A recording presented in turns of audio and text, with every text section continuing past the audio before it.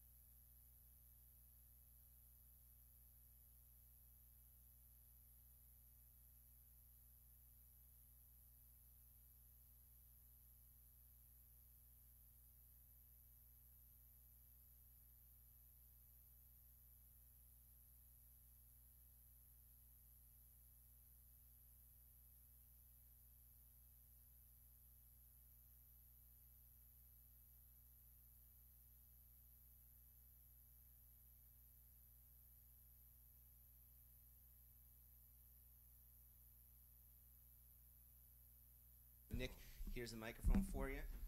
One of the Test 1, 2. So tonight, we're also, since we get so many great questions, we missed those in the recording last time. So I'll ask that once you raise your hand, I'll bring a microphone to you. You can just ask your question into the microphone. That way, those who are watching this later on can benefit from your insightful questions. All right, friends, let's begin. Nick, Thank you, Stan. Thanks, everybody. It's an honor to come out, be among friends. I know a lot of you guys. I think this is the first time I've ever spoken to the DC Drupal Meetup, so I'm honored. Thank you. I usually talk about Google Analytics, but I thought instead of dusting that off, bringing that out of the coffin, we talk about Google Tag Manager, some of the interesting things that are afoot around there. If you want the slides, if you find them useful, that's the bit.ly. See everyone feverishly taking pictures. Yeah, right. But it's actually a really interesting tool and a little bit complicated. So most of this is going to be about Google Tag Manager and a little bit about sort of less Drupal, but I'll bring Drupal into it. And so Stan, if I go over, just give me like a hand signal. I'm watching. So Google Tag Manager. Hello, my name is Nick Grace with a federal contractor called JBS International. Been there for a heck of a long time. And I'm primarily a front-end developer.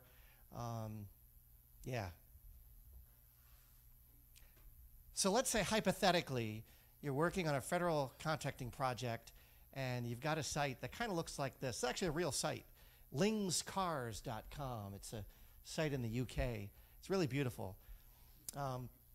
Let's say that you're working a beautiful federal website like this, just hypothetically speaking, and your users are coming on the site, and they're going click, click, clickety, click, going around touching things and pressing buttons and doing what users do. See, that's a picture of them clicking.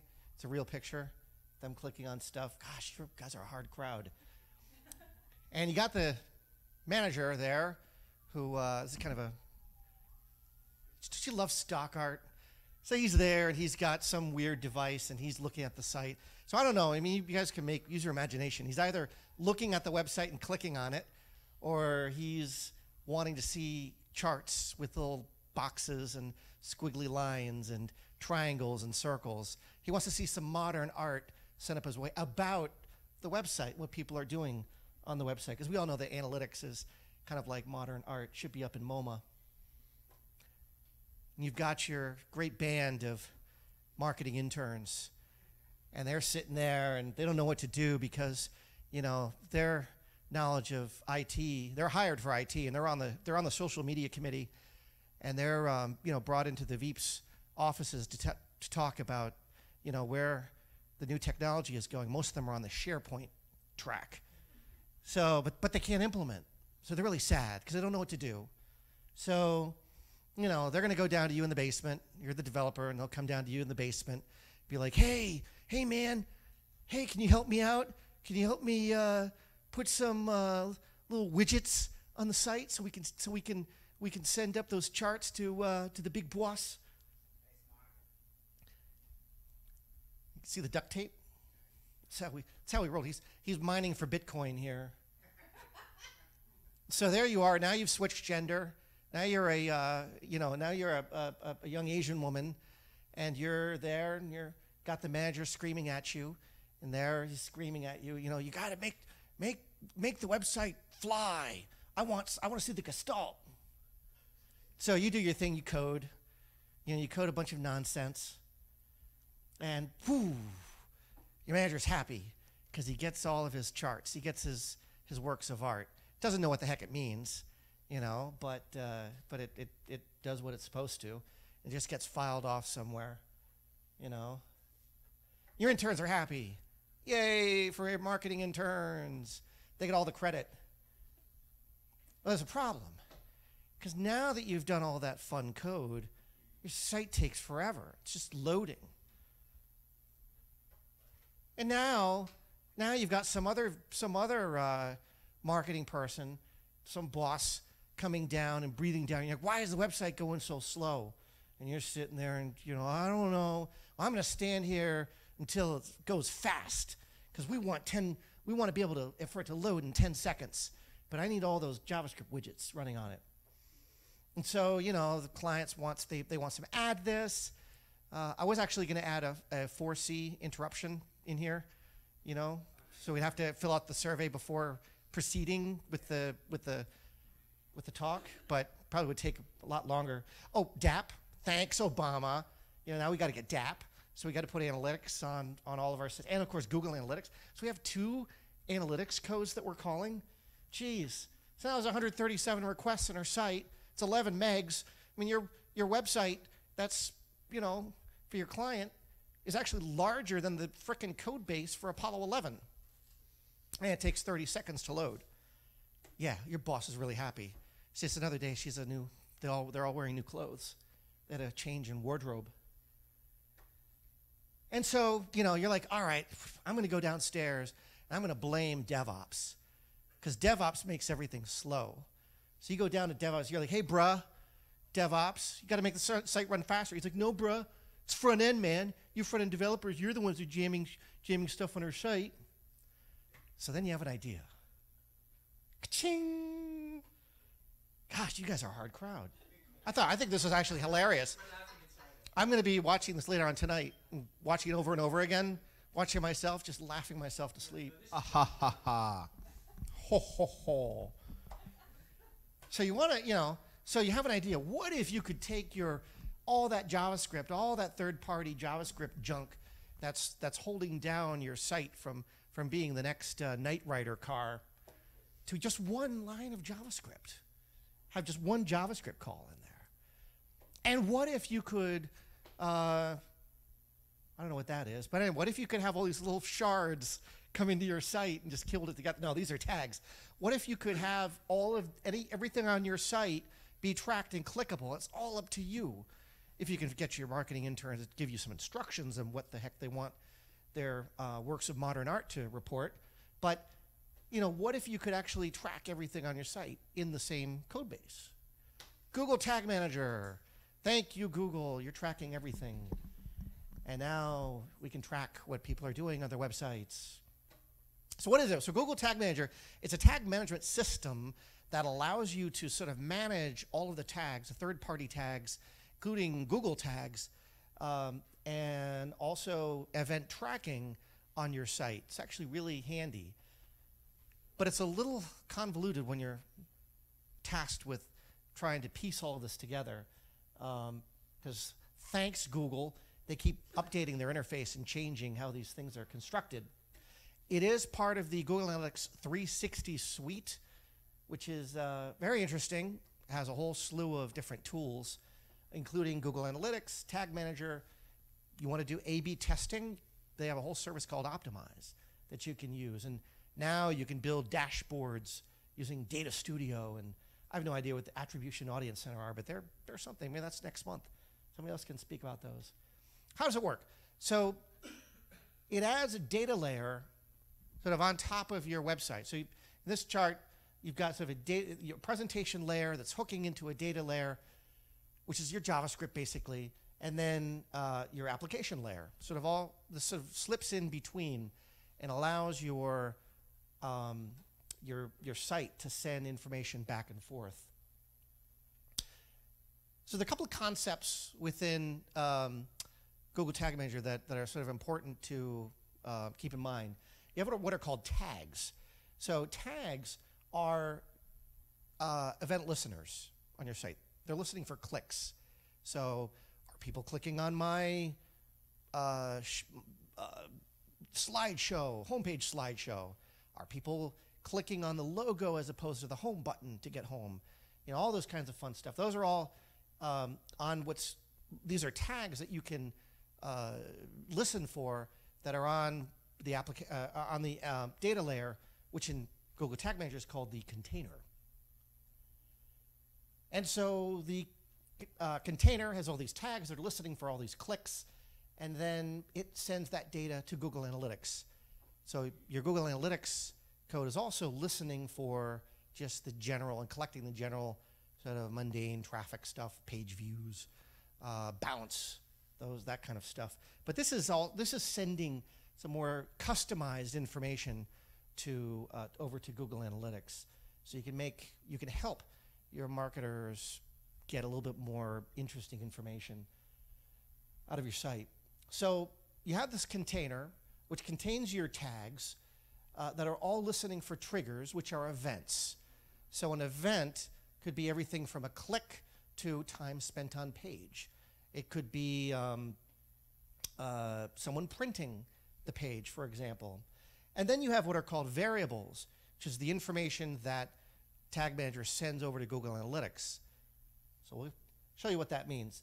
So here's another sort of a nice sort of structure of how Tag Manager is sort of organized. You have your accounts, so you can have one account. Let's say you're working with one agency and they have a lot of microsites. Those all could be one account with separate containers for it. And each container can also have a different version. So there's actually version control in this thing, which is really interesting. But then within it, you've got tags, triggers, and variables that are all configurable. So how do you implement this? Get a Google Tag Manager account. So you got to get the account, got to get the container ID onto your website somehow, and then configure it. And then you publish that container. And it injects the logic of your container through JavaScript right onto your site. So if there are any kind of changes, let's say you've got this on your Drupal site, and you've, of course, doing it the Drupal way, using the module, any kind of configuration changes to this won't even touch the Drupal module. You set it up and you just let it go, and all the configuration happens inside of Tag Manager. So it gives you some very common tags right out of the box. Gives you like universal analytics, which is kind of the mainstay for Google Analytics. Everything there is kind of universal analytics. It also gives you, if you have any kind of, if you're working with a commercial client, they're using AdWords. It also has those. If you're doing the A/B testing, it even gives you some tags out of the box for that. And then Google also has like a surveys tool that it's launched. And this is all integrated. So really with one click of a button and you're pretty much ready to go. You built your tag. And you can also put in custom tags. So the tags, of course, are there, but they're listening. There needs to be a trigger in order for data to be sent to Google Tag Manager. So the configuration screen gives you some really nice triggers out of the box.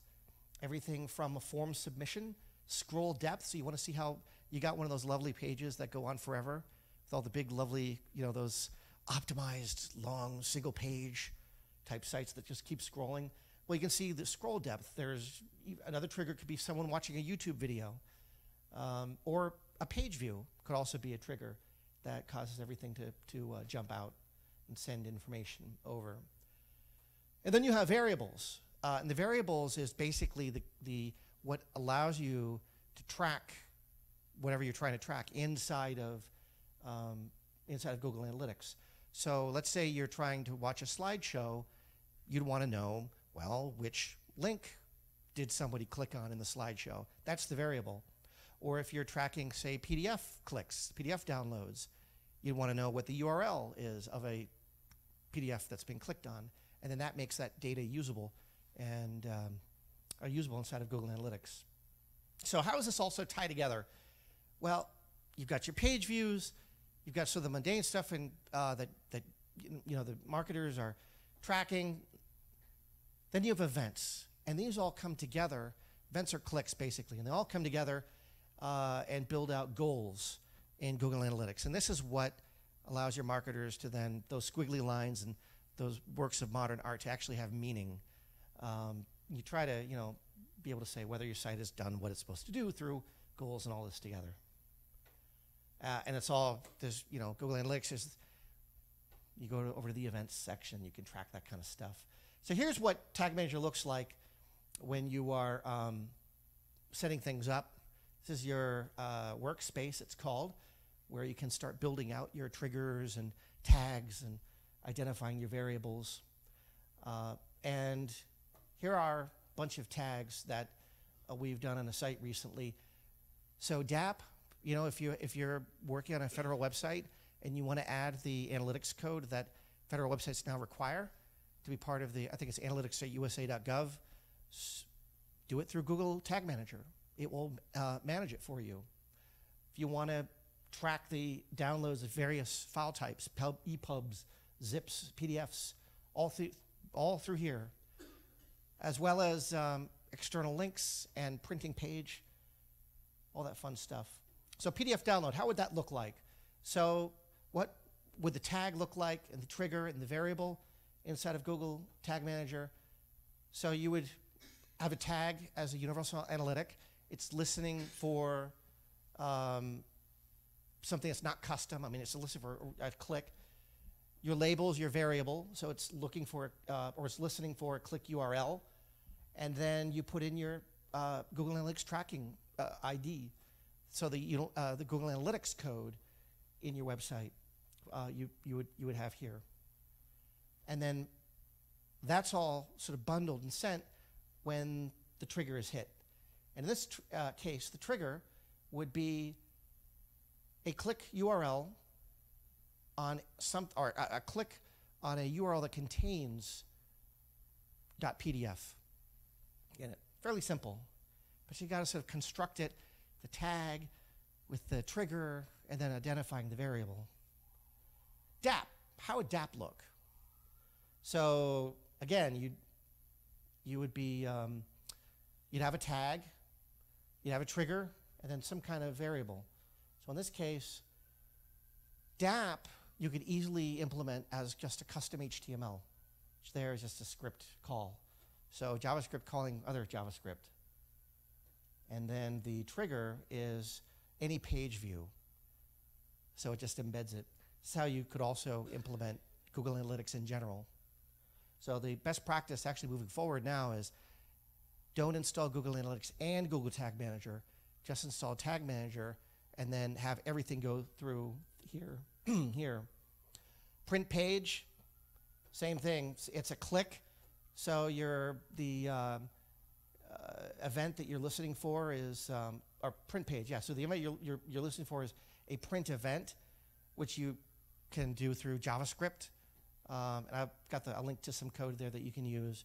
And then it's sending the variable of the page URL of what's getting printed. And so here's the source where you can get some JavaScript. That's really cool throwing in there. Drupal. So how does this all come together with Drupal? Nobody found my little Easter egg? That's a Drupal 7 Drupal icon. Yeah. I'm trying to be hip here.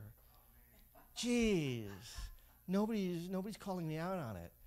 So the Drupal 9 icon. Yeah, we're all waiting for that. So Google Tag Manager's version, the version in Drupal for the module is in beta form or dev form. I think it's in dev form. But it's actually in dev usable. form. It is usable. That's why I put the Drupal 7 icon up there. Yeah, so Tag Manager, this is it. Boom, a single screen, basically. Just install it and drop in your GTM ID, your container tag in there. Boom, you're done. And then if you want to control, like you don't want it to run if you're logged in, you're an administrator, you can set some permissions on based on roles or other, advanced kind of stuff. But pretty, very handy. There's also, so we recently had a challenge, and I'm just about to wrap it up. We had a challenge where we had a site that was built using organic groups, and fun. So the client wanted separate analytics reports for anyone who was in a certain, in separate organic groups.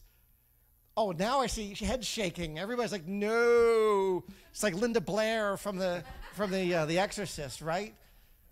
Well, so, oh my gosh, how do you do that?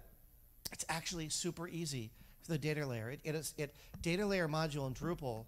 Again, Drupal 7 version, Drupal 8 versions kind of still being developed. But this inserts some JSON into your HTML where you can pass some custom variables, metrics, I think, or custom dimensions. I think that's what they're calling it. And then those custom dimensions you can listen for through tags in Tag Manager and then send that over to Google Analytics to be filtered as an advanced segment. So it is really cool. Anybody who wants more information, I can dig up some stuff on that. And when you got it, those marketing people are going to be high-fiving you. Right on, bro. Hey, yeah, bruh. Yeah, you did Right it. on, bro. You did it. You saved the day, bruh. You got a bonus of $3. Merry Christmas. Thanks. Any questions? Yeah, Kat. Oh, Kat, hold on. Oh, sorry. Thank you, Stan. For the folks at home. Like I'm not loud enough. So what's your favorite insight that you've been able to glean from, or that you heard about your marketing interns gleaning from having this set up? Like what's your favorite thing you learned through Google Tag Manager you wouldn't have known otherwise about your audience? Great question. I think what I could say that I've learned, my team and our clients have learned, is that our assumptions are always wrong. Our assumptions are always always wrong. Users have constantly surprised us. So we've had sites where we thought, we're convinced that the audience is older. But then turns out, like a site for Alzheimer's disease, for example, we thought was like, the 50 to 60, 70 age range. And actually looking at the analytics and digging through and actually doing real work on segmentation and really digging into that, we discovered that actually our audience is between like 25 and 35, majority. Probably caretakers. Yeah. But yeah, it's really cool. But yeah, I think that itself has been like a mind for me in this stuff. Is there any, yes. Steve. Hold on a second. Thank you. Hello. Hello. So I am dealing with a real-world implementation of Google Tag Manager. Well, I'm not the one implementing it. Chief is. handling the front end, and it's a single page app, and I know that raises some complexities. So I'm wondering if you have any insights on how Google Tag Manager might, that integration might be different with a single page app, and especially compared to if you're doing it directly through analytics. Plan it. I would say plan it. Do a lot of planning. So if you're using something like Angular, so Angular, it's a Google product. You know, it was developed by Google. So I've heard some people say, well, you can't, you know, Angular and analytics don't work together. But from what I understand, I've never worked in Angular, so I'm no authority, but from what I understand, Angular actually is pretty robust. And there are ways, if you plan it it's properly. just a pain, but you can certainly do it. Yeah, That's what we're exactly. finding out. So I would say that probably get the marketing folks and the front-end devs and the designers to come together and sort of think out, like, what strategically do you want to track? Because I've been in situations on normal sites where we're tracking, where I've implemented like scroll depth and, you know, number of scrolls and things like that. And, you know, there's a point where it's information overload and that information doesn't mean anything anymore. So, you know, think of what's going to be useful and then plan strategically around that. I hope that helps. Thank you. I have a question. Yeah, behind you, Stan. So, is there like a limit to the number of triggers that you can put into an account? Is there like a tiered pricing plan or something, or? As far as I know, it's free. So it's at Google Analytics. You hit, I think, 250,000 page views, and you got to pay, or it starts to condense your data or aggregate your data. But I think with Tag Manager, as far as I know, you know, we've thrown a lot into it, and we've yet to hit any kind of limit on it. So I'm not That's sure. Interesting. Cool. Yeah, I think it's Yes. behind you. Can you describe more using it with organic groups or the groups module?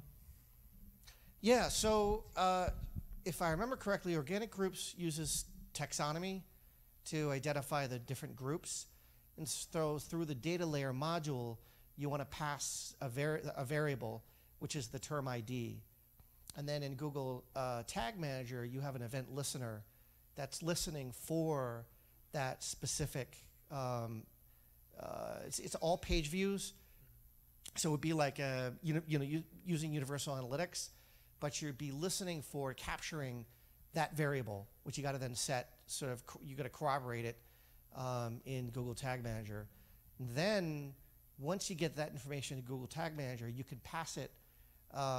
It passes automatically to Google Analytics as a tag, and you have to use an advanced segment searching for that term ID in there, and you just name it, you know, organic group 1, organic group 2.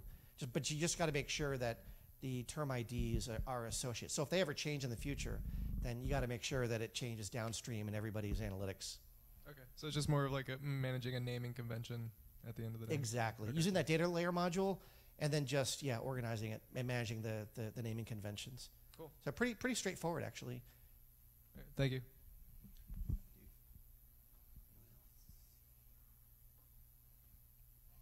Well, thank you very much. Thanks, Nick. That was Thank awesome. you. Okay, guys, so we're going to take a 5-minute break while we get our next speaker up here. And this is a good time for you to get up, stretch your legs, whatever. And cool. Thanks again, Nick.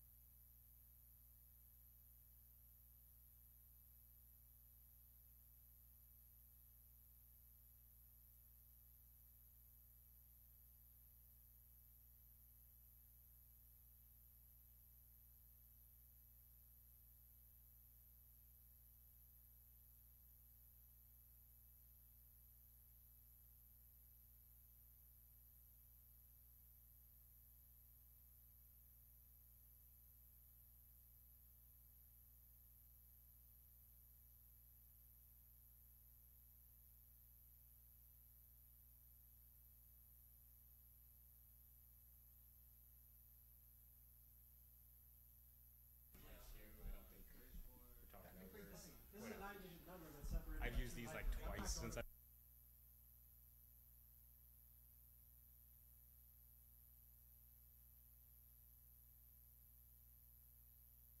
All right, guys, we're gonna get started again. If you guys want to make your way forward, we're gonna get everyone situated here, and then we'll begin the second half of tonight's meetup.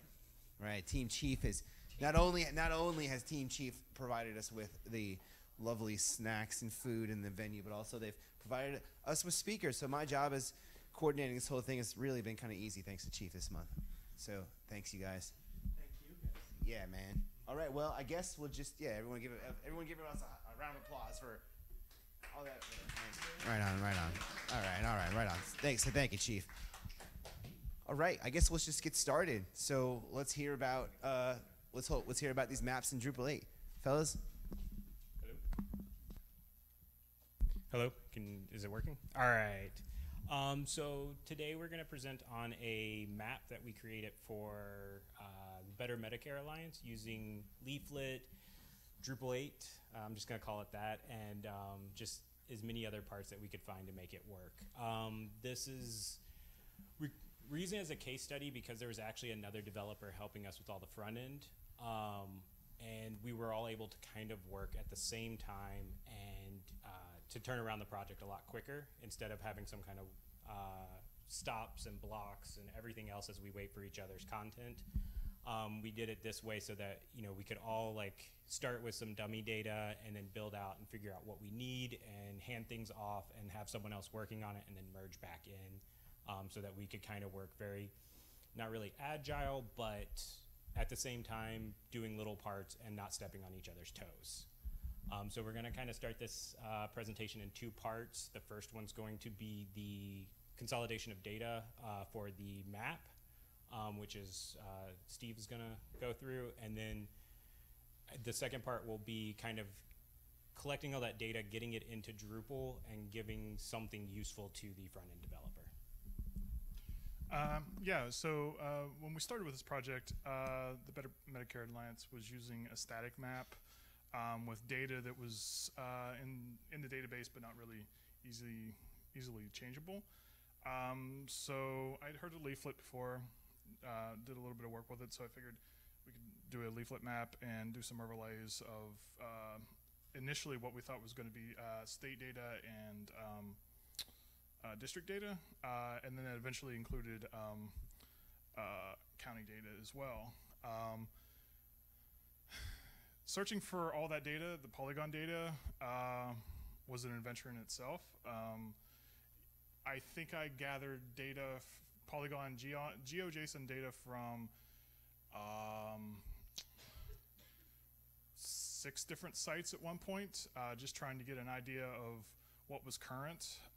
District data was, some of it was 10 years old, some of it was current to the current session of Congress. And then the easiest part was, of course, finding the state GeoJSON polygon data, because state boundaries don't really change that much. Counties don't change as much either. I found, yes? I'm cheating. What kind of data were you trying to show per state, per county, per district? What was the map showing? It was going to show, it's a good question. It was going to show different Medicare Advantage plan data, special needs plans, just various pieces of information that would be separated into either the counties or the states, depending on what view the end user clicked on. And from there, like I said, I went to data.gov, I went to census.gov. There was actually some GitHub links that people had just 10 years ago had compiled some things for the counties. They looked current, went with those. I thought at that point it was going to be pretty simple. We had installed the geofield. I had installed the geofield module, to handle the input of the data. I knew what that format was. You put that in, and it would save it, and everything I thought was fine. And then Daniel started doing some of his migrations, and it wasn't quite working out correctly because Drupal does some magic without telling you.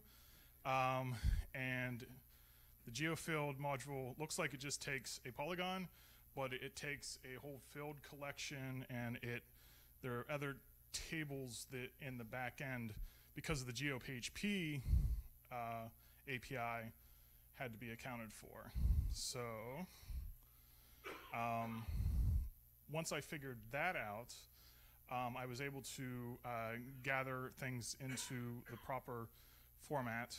And at this point, we were still doing states and districts, and performance wasn't all that bad. States were loading pretty quickly. Districts, depending on if you went to California or Delaware, they were loading pretty quickly. And then the client was like, well, we want to also include counties. And there's like 5,000 some counties in the US, so loading those all at once really wasn't going to be an option. And it so happened that the GeoJSON that I had found was pretty much surveyor grade levels, so it was down to like several centimeters of resolution, which for this project was just not needed. I think at one point, one of the larger sites, one of the larger JSON files was 30 megabytes. I was like, we just can't, even though we were using views and it was caching it, and once a user hit it, it was cached and they were never going to really encounter that load again. It just wasn't going to be possible. So I found 2 modules from Node.js, command line tools. So the first one was simplify GeoJSON.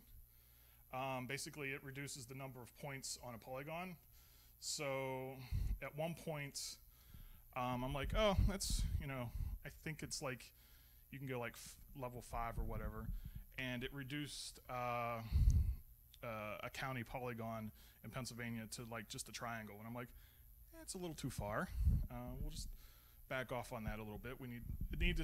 I use Pennsylvania because that's where I'm from. So when I saw like Center County was shaped like a circle, I'm like, not quite what we're looking for here. So I found the level to go at.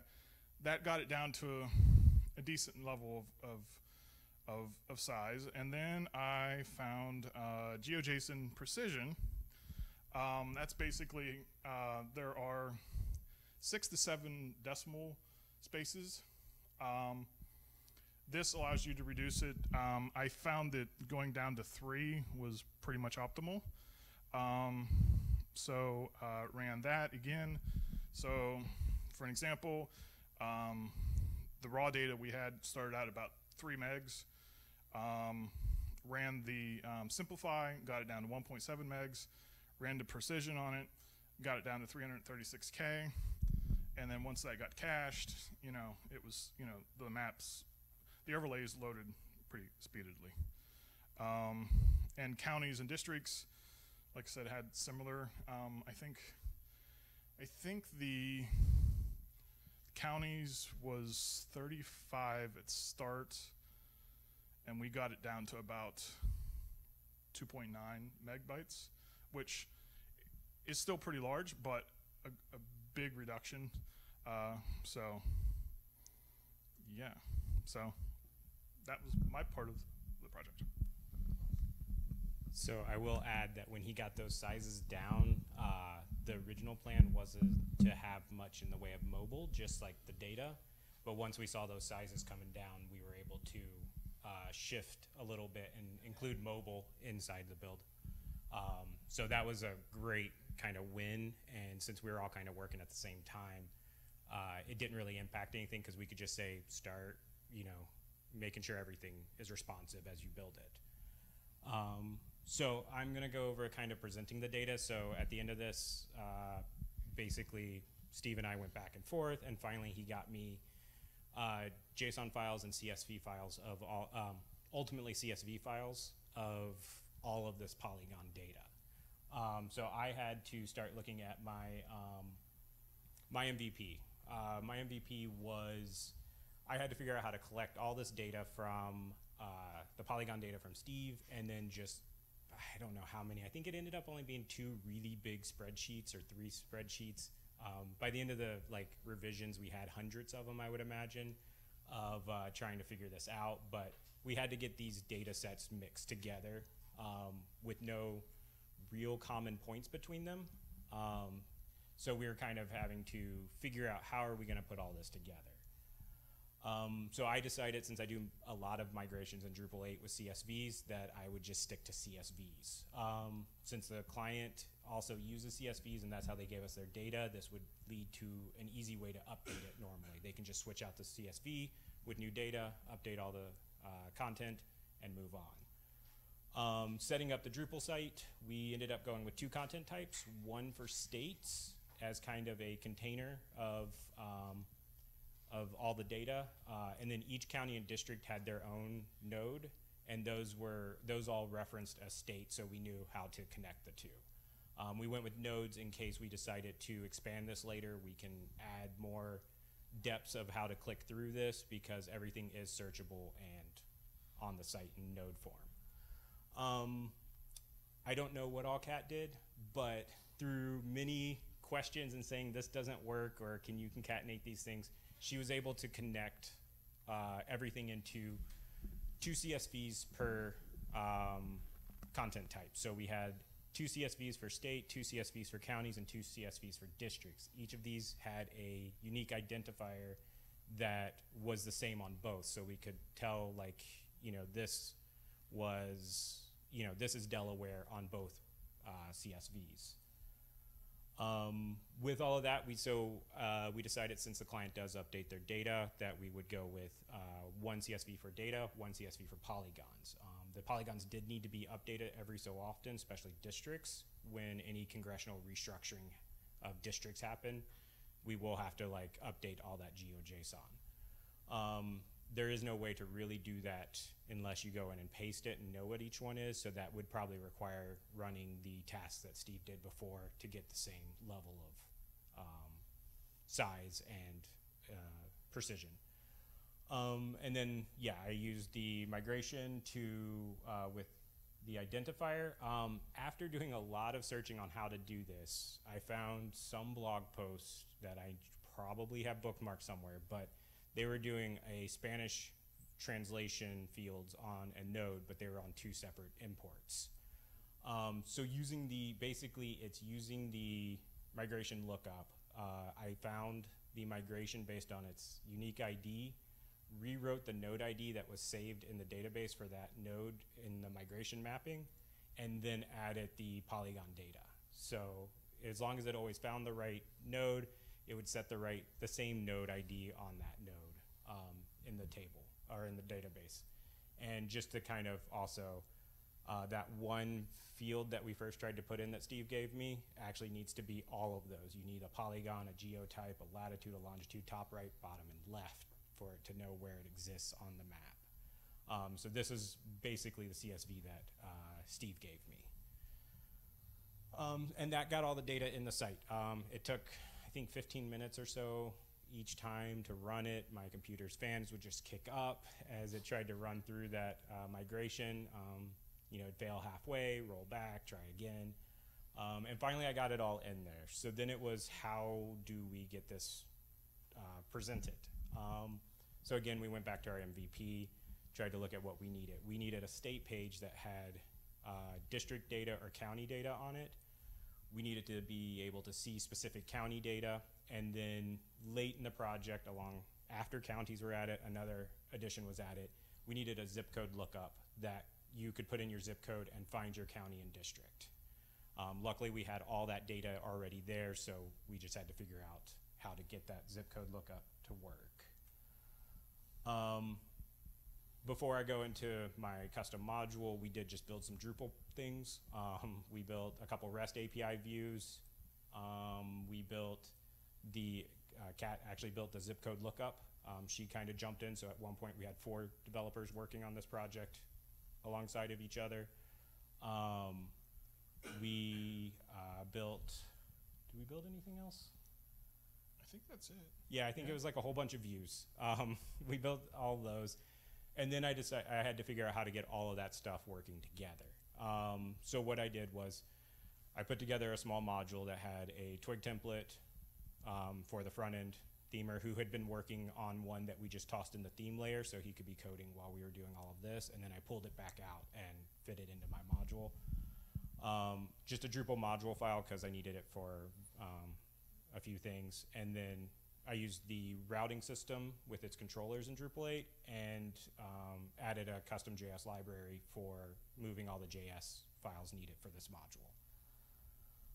So presenting the data through Twig, I decided to just go, since we had so many things going on, instead of complicating this with multiple Twig files, we went with just one. And I made sure to pass a variable of, is this a district or not? And then the entire thing just works off of these conditionals, and each div is this a district? Show this. If not, show this. So that was a pretty simple Twig file, like if you've looked at Twig. Nothing really fancy there. The module file also super simple. It was really there just to pass variables to the Twig file. It's a big array of just nulls because I don't want anything set by default on the page.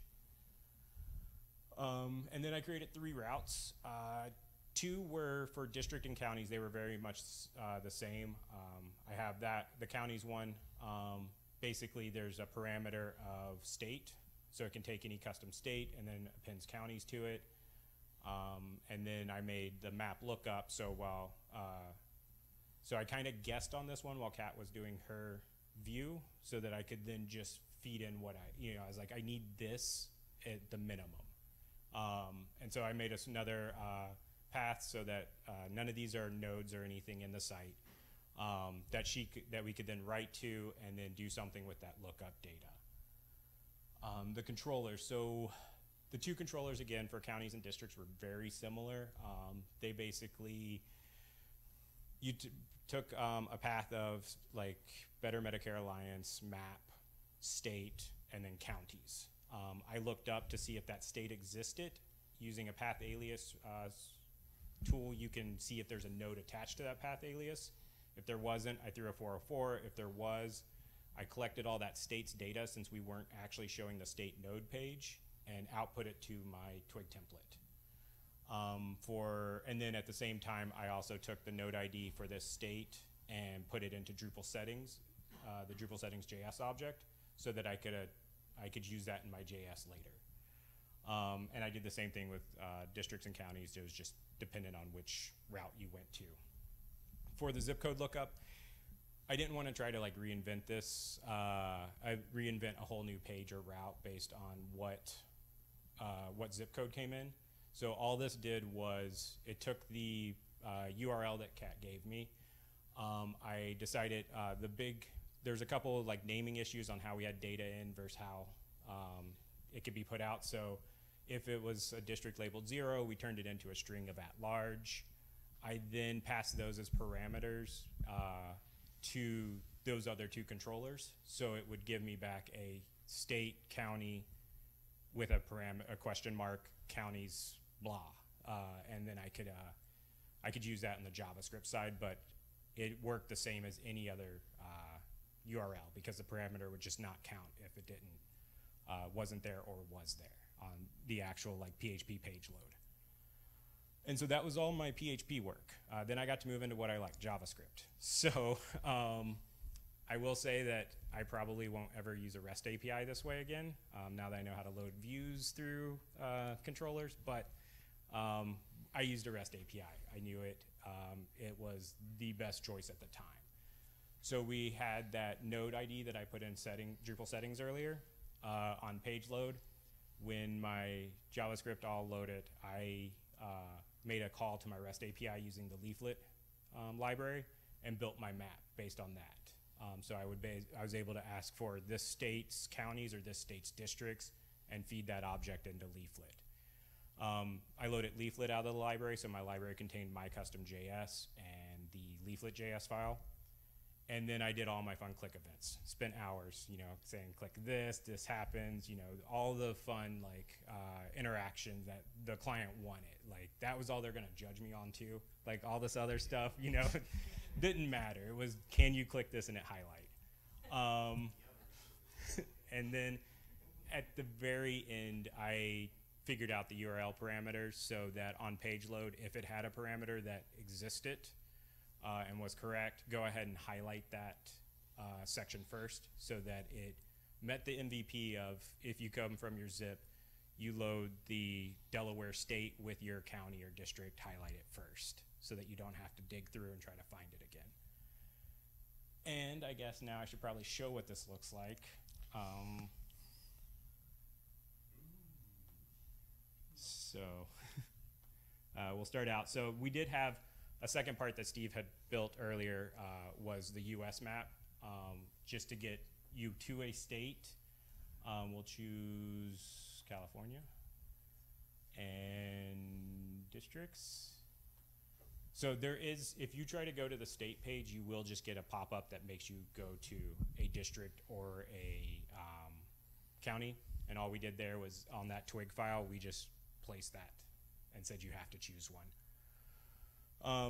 And so now you get all of the GeoJSON loaded, and as you click through, you get the data is, this is just being copied with JS from our view below of all the data and just written there so you don't have to scroll through all 50 districts trying to find your data, because you may not even know what district you're on, you know where you live in the state.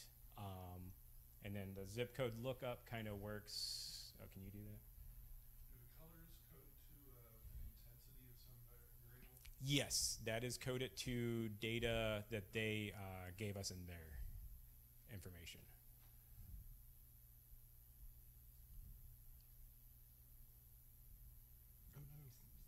Performance. And then he's going to go through and just kind of how the zip code part works.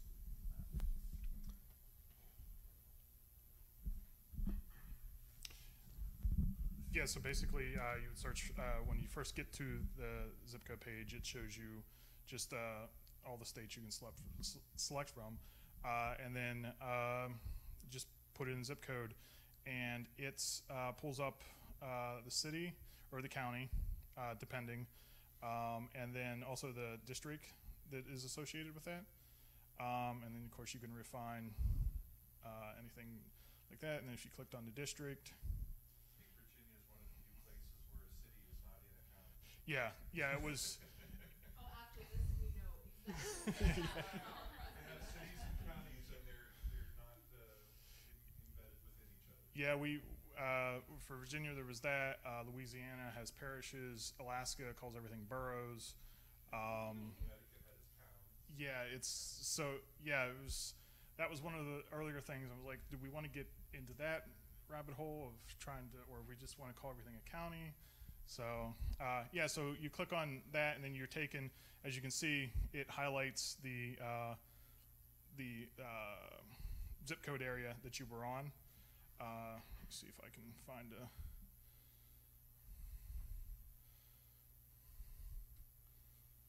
So we're going to go into Pennsylvania. That's Blair County. And it loads the map with Blair County selected. As I said, as you can see, some of these county outlines are a little smoother than they would be on a normal map.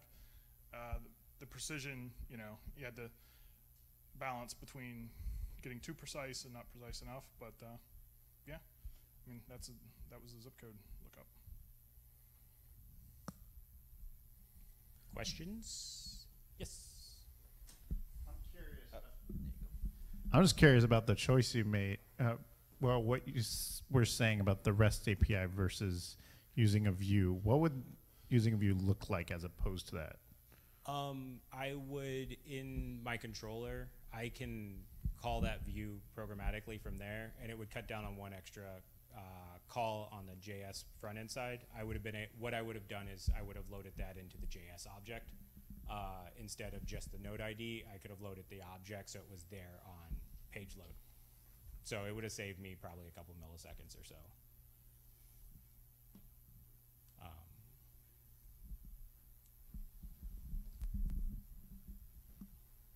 Does anybody else have any? Yes, back here. I know a lot of it is bitmap, but I know in Google Maps, for example, that the way they get around it is when you're looking at a large view, you normally have a different type of data that's less detailed than when you zoom in. Is there a different way that they handle this than the way that you had handled it? I think for the front end, it would have required having multiple data sets of polygon per state and county. For what we're trying to present, we're not looking for that type of accuracy because we're really trying to show an overview of like what's going on in each place. That it was just kind of a balance there that, yeah, if we really were trying to map out areas, we would want to have that precision centimeter data as you keep scrolling in. With Leaflet, we actually blocked the upper and lower limits of the zoom so that there's no way to zoom all the way in to like find your neighborhood or anything like that. Oh, okay. The biggest part of Hold on. The biggest part of that for us was what we were trying to create. We basically realized that the more precision we stored in a couple of different dimensions, one of them being the map, but the other being like the way we stored data, the more that we had to literally store in the Drupal database. And given what we're creating, like it's not supposed to be a mapping application that goes super deep so you can find your neighborhood. It's supposed to be something that's presenting data at that high level, like district county layer. So that's why we limited it the way we did.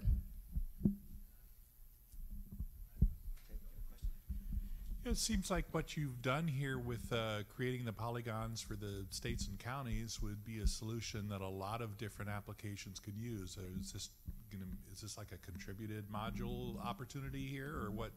Because what you're doing is very common, right?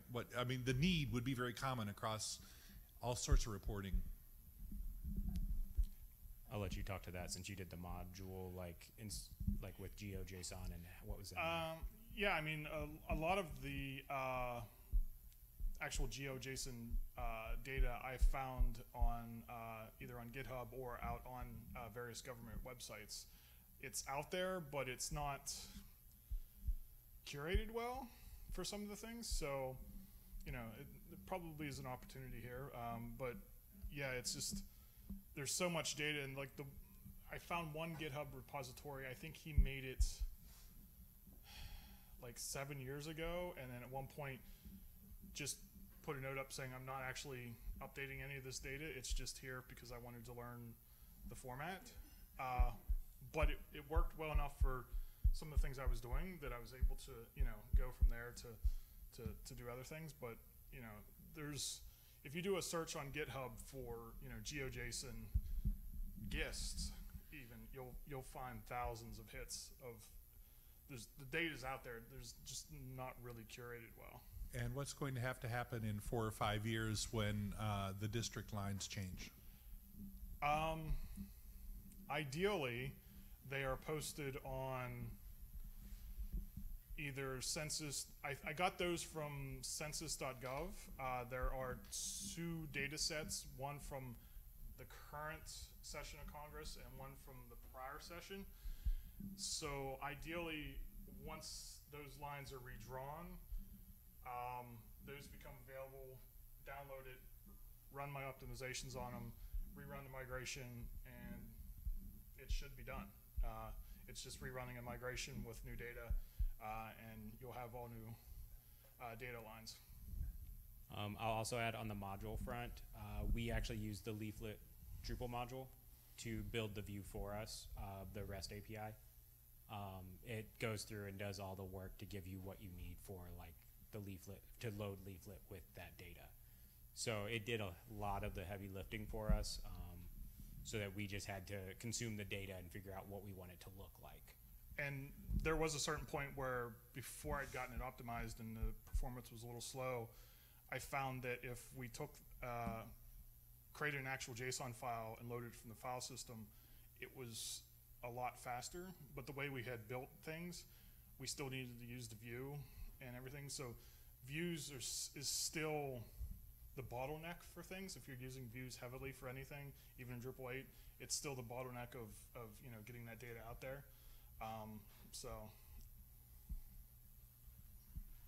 Cool. Any other questions, you guys? Yeah. All right. Thanks so much, you two, man. It was awesome. Thank you. Yeah, man. That was great. Yeah, man. I know personally, I have a personal interest in that, working for a government entity that does a lot of mapping, so that's pretty cool.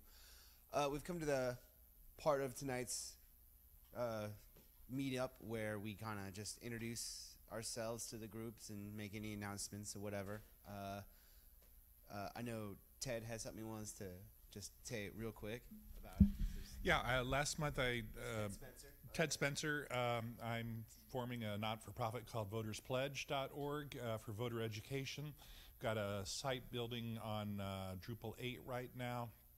I could use some architectural suggestions around a learning management approach, because one of the things I'm going to be doing is presenting a quiz-based activity to 100 or so, or hundreds of people at one time, where you present a question, they all log in with their phones, put in the answers, see the data, and process it through that way.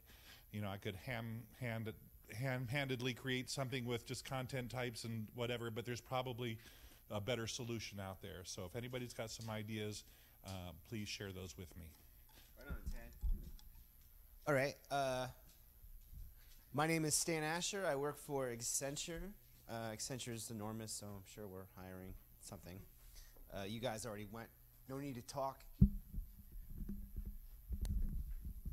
I'm Scott from Chief, and we're always hiring as well.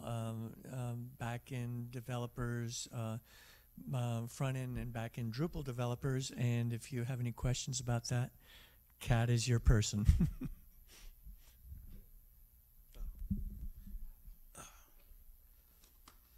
Hi, my name is Creston Shirley. I am a full stack developer working primarily in Drupal 7 by day and WordPress by night.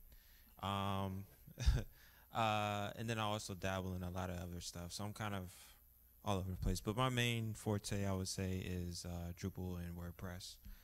Looking to get into Drupal 8 pretty soon. Just trying to come up with a nice project that'll kind of get my hands dirty with that. But yeah. Yeah, talk to Ted. Oh yeah. Yep. Yep. Right on. This Oh. is the first time we're seeing. Oh yeah, yeah. Also, I'm head of a nonprofit here in DC called Tag Lab, stands for Technology and Gaming. We work with a lot of DC public schools and teach the young kids how to actually build video games. So, our site is actually built in WordPress, so doing a lot of stuff with that. But exactly. But yeah, if you have any questions with that, I'm definitely down to talk more about that. And yeah. Right on, man. Welcome. Thank you. Hey, I'm Kat. I'm the Director of Technology at Chief, and as Scott said, we are always hiring, so you can come chat with me if you'd like to talk more about that. I am Jeremy. I'm front-end developer primarily, but do a little bit of everything, back-end development, data work, content strategy, political strategy at times. But been here a few times and looking, always to absorb more about Drupal and integrate more front-end tools into it. Hey, I'm James. I'm a senior Drupal developer here at Chief. It's a good time. Hi, I'm Leah. I'm actually a copy editor here at Chief. I just have a passing interest in coding.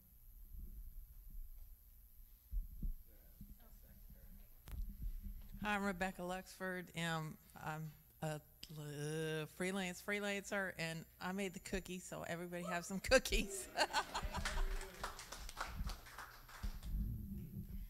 Hi, I'm Jordan. I am a front-end Drupal developer. I work for IBM, and I am here to, I met Kristen at a conference. Yes, my first time here too. So he told me to come here. I came here, see how it is. My name is Ron. I am I just started working at Chief. This is my 4th day. I'm a senior back-end Drupal developer. Good luck with that.